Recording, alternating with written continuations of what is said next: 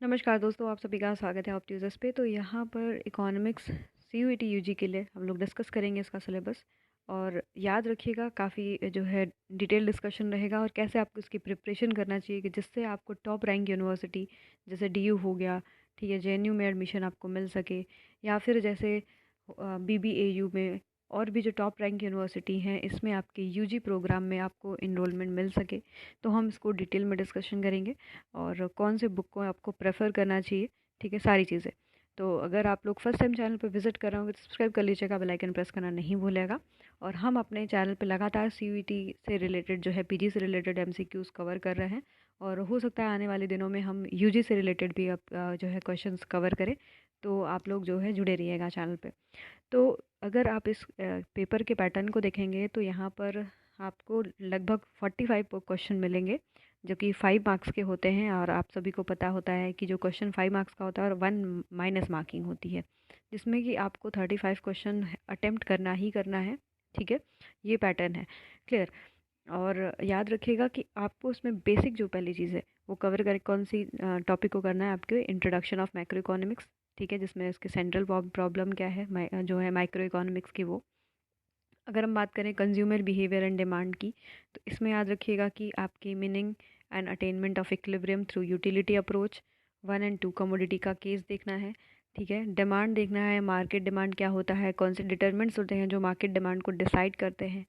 Demand schedule क्या होता है, कर्व क्या है, ठीक है, मूवमेंट शिफ्टिंग क्या क्या है डिमांड की वो भी देखेंगे। Price elasticity of demand measurement, price elasticity of demand, percentage, total expenditure जो है, ज्योमेट्रिक मेथड, ये सारे मेथड जो इलास्टिसिटी के मेजर करने के हैं वो भी आपके एग्ज़ाम के पर्सपेक्टिव से बहुत इंपॉर्टेंट है। तो ये जो टॉपिक है ये काफ़ी ज़्यादा क्वेश्चन को कवर करने वाला है। यहाँ पर आपको जो है 5 से 6 क्वेश्चन आपके पेपर में देखने के लिए मिल सकता है।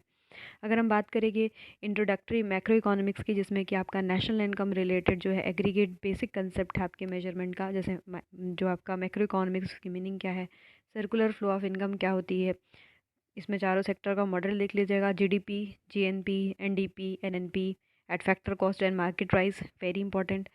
इससे जो है आपके पेपर में 2 से 3 क्वेश्चन देखने के लिए मिलेगा। नेशनल इनकम अगर देखें तो कौन कौन से मेथड हैं जिससे हम नेशनल इनकम को मेजर करते हैं, उसको भी आप ज़रूर कवर कर लीजिएगा, इंपॉर्टेंट है, हो सकता है इसमें से 1-2 आ जाए। अब हम बात करेंगे यहाँ पर aggregate demand, aggregate supply and there components, कौन कौन से उसके कंपोनेंट्स हैं। प्रोपेंसिटी टू कंज्यूम क्या होता है, प्रोपेंसिटी टू सेव क्या होता है, जो अनएम्प्लॉयमेंट होती है वो इनवॉलेंट्री, वॉलेंट्री अनएम्प्लॉयमेंट क्या है, फुल एम्प्लॉयमेंट क्या है, determination of income and employment in 2 sector model भी इंपॉर्टेंट है आपके एग्जाम के लिए। Concept of investment multiplier and its working, कैसे वर्क करता है ये भी पढ़ना है। Problem of excess and deficit demand and the measure to correct the excess and deficit demand, कैसे हम जो है आपके एक्सेस डिमांड को, डेफिसिट डिमांड को कैसे करेक्ट करते हैं। कौन कौन से जो है अवेलेबिलिटी ऑफ क्रेडिट है, कैसे गवर्नमेंट की जो स्पेंडिंग पॉलिसी है वो कैसे चेंज होती है। तो यहाँ से भी आपको जो है 5 से 6 क्वेश्चन देखने के लिए मिलेगा, इसको ज़रूर कवर करिएगा।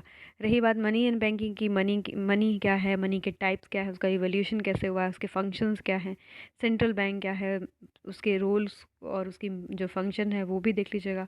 कॉमर्शियल बैंक की मीनिंग क्या है, उसके फंक्शन क्या है वो भी देखिएगा, काफ़ी इंपॉर्टेंट है। और याद रखिएगा कि यहाँ आपको जो आपका गवर्नमेंट बजट है, ठीक है, इकोनॉमी में government budget and meaning and it's component, very important for this, आपके एग्जाम के परस्पेक्टिव से इंपॉर्टेंट है, आप ज़रूर इसको पढ़िएगा।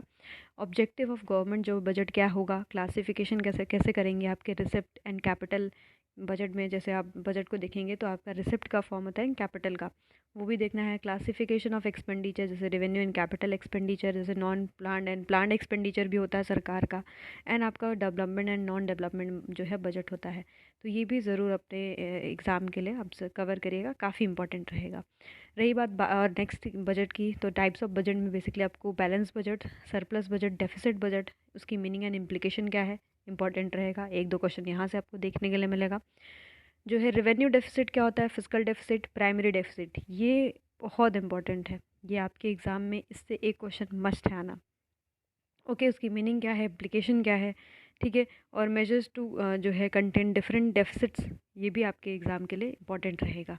बैलेंस ऑफ पेमेंट की बात करेंगे तो इसमें बैलेंस ऑफ पेमेंट जो है फॉरेन एक्सचेंज रेट, उसकी मीनिंग, फ्लेक्सिबल एंड जो है आपका फिक्स एक्सचेंज रेट क्या है, मेरिट एंड डिमेरिट क्या है, ठीक है, कैसे डिटर्मिनेंट होता है जो है आपका फॉरेन एक्सचेंज रेट, ठीक है, बैलेंस ऑफ पेमेंट के थ्रू, वो भी देखना है, उसके मीनिंग और उसके कंपोनेंट, ठीक है, जैसे क्रेडिट साइड, डेबिट साइड, ठीक है, दोनों को देखना है। और belief analysis, retain exchange rate जो इशूज़ है उसको भी देखना पड़ेगा आपको। नेक्स्ट है आपका Indian economy and development.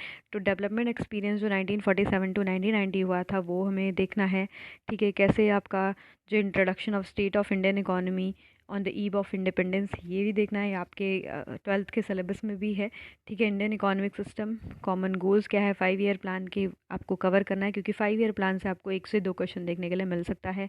Main feature क्या है, problem, policies and agricultural related institutional expect को भी देखना है, ठीक है। इंडस्ट्रियल पॉलिसी जो कि 1956 वाली है उसको भी देखना है, ठीक है। और फॉरेन ट्रेड, यहाँ से भी आपके जो है 4 से 5 क्वेश्चन बन सकते हैं पेपर के लिए।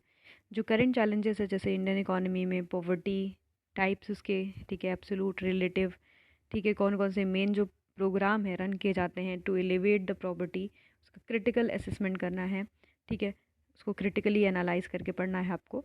And how people become resource and जो है रोल ऑफ ह्यूमन कैपिटल, ठीक है, in economic development, human capital formation को भी पढ़ना है। और आपके रूरल डेवलपमेंट जैसे क्रेडिट एंड मार्केटिंग क्या होता है, रोल ऑफ कोऑपरेटिव्स क्या है, agricultural diversification is very important for your exam. अगर हम बात करें आपके एम्प्लॉयमेंट की growth, changes in work force, participant in the formal and informal sector, यानी नॉन फॉर्मल सेक्टर, इसमें क्या आपका एम्प्लॉयमेंट का रोल है वो भी देखना है। इंफ्रास्ट्रक्चर के टाइप्स केस स्टडी है इसमें। हेल्थ प्रॉब्लम, पॉलिसीज़ क्या है, हेल्थ रिलेटेड जो है आपके, वो भी आपको कवर करते चलना है, ठीक है। अब रही बात नेक्स्ट आपकी very important sustainable development, economic development, उसका मीनिंग क्या है, इफ़ेक्ट क्या होता है, ठीक है, ये सारी चीज़ें आपको कवर करते चलनी है, ठीक है। Resources, environment including global warming, very important for exam, ठीक है, आपको इसको कवर करना है। डेवलपमेंट एक्सपीरियंस ऑफ इंडिया, जैसे कंपैरिजन विद जो है आपके नेबर्स करना है, India Pakistan, India China, issues जैसे economic growth, population, sectoral development and other human development indicators, तो ये भी इंपॉर्टेंट है। अब आपको कहाँ से आपको स्टडी करनी है, तो आपके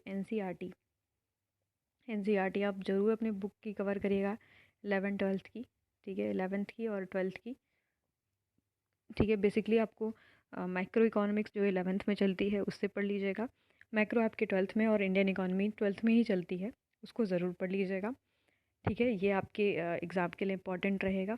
हो सकता है स्टैट्स वाला भी पार्ट पूछे तो आप उसको भी कवर कर सकते हैं, ठीक है। तो जो भी आपके कॉलेज सॉरी स्कूल में जो भी आपका साइड बुक है वो आप ज़रूर पढ़ें, एनसीईआरटी को ज़रूर कवर करें, और जो है टॉपिक वाइज ज़्यादा से ज़्यादा जो है कंसेप्ट को क्लियर करते चले, जिससे कि आपको आगे फर्दर कोई भी प्रॉब्लम ना आए, ठीक है। और हो सकता है कि आगे फर्दर हम अपने जो है अगर इस पर रिक्वेस्ट बढ़ती है तो हम जो है हो सकता है कि सारा जो टॉपिक है यहाँ पर हम चैनल पे ही फ्री ऑफ कॉस्ट कवर करवा देंगे, ठीक है। जुड़े रहिएगा, सब्सक्राइब करिएगा, शेयर करिएगा अपने फ्रेंड्स के साथ। धन्यवाद।